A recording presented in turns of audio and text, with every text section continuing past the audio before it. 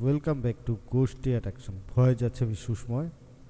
আজকে একটি টপিক নিয়ে কথা বলবো। টপিকটি হচ্ছে ডাইনিবিদ্যা। ডাইনিবিদ্যা কি?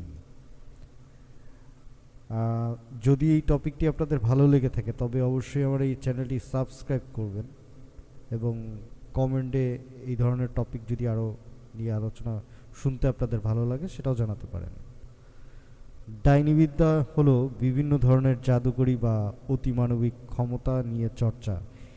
এই বিদ্যার চর্চা করেন যিনি এই ক্ষমতা রাখার দাবি করেন তাকে ডাইনি বা ডাকিনী বলা হয়।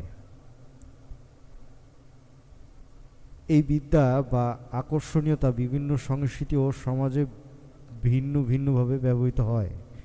ডাইনি বিদ্যা বা ডাকিনী বিদ্যার সংজ্ঞা বিভিন্ন ক্ষেত্রে ভিন্ন হতে পারে। সাধারণভাবে ডাইনি বিদ্যা হলো অতি প্রাকৃতিক বা জাদুকরী বিদ্যা।